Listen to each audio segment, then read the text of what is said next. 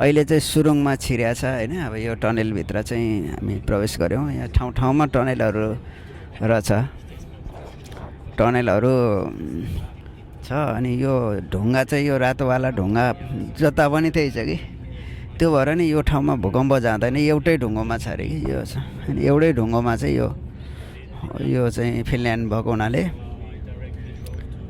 यहाँ भूकम्प जाँदैन। यी सबै यो फिनल्यान्डको चाहिँ क्यापिटलमा यो ढुङ्गा राखेर छापेको चाहिँ यही ढुङ्गा हो, देख्नुभयो नि होइन, यही ढुङ्गा हो।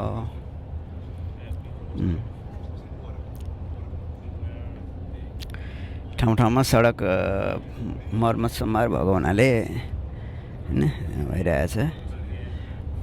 यहाँ देख्न सक्नुहुन्छ यस्तो छ बाटोलाई, हेर्नुहोस् हेर्नु, माथिबाट छुट्टै छ, यतापट्टि क्रस गर्न अर्को बाटो बनाइदिएछ होइन। चौर कति राम्रो, यो भिलेज हो यहाँको होइन, गाउँहरू हो यो,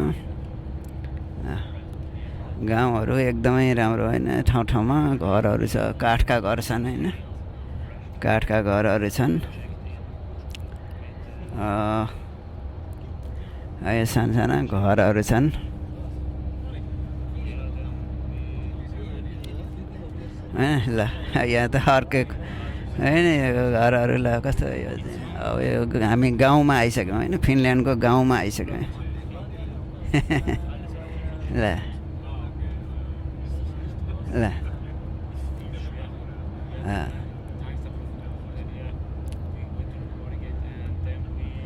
होइन। अब यो जनावरहरू वस्तुहरूलाई पास गर्नलाई, मान्छेलाई होइन पास गर्नलाई छुट्टै पुल बनाइदिएछ। यो गाउँबारी देख्नुहुन्छ, यहाँ उता माथि अलि टापुमा घरहरू छन् होइन, एकदमै रोचक छ होइन, रमणीय छ होइन।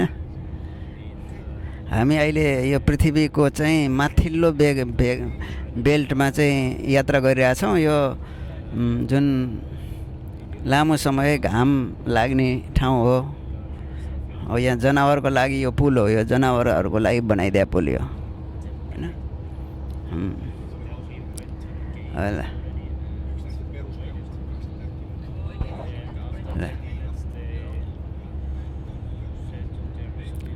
अब ठुला रुखहरू नभएको कारण चाहिँ यो एकदम हाम्रो जस्तै हिमाली क्षेत्र भनौँ न, यो अब चिसो हुने ठाउँ। अनि धेरै हिउँ पर्छ होइन, यो अहिले गर्मी महिना भएर हो, नत्र त जाडोमा एकदमै हिउँ पर्छ होइन।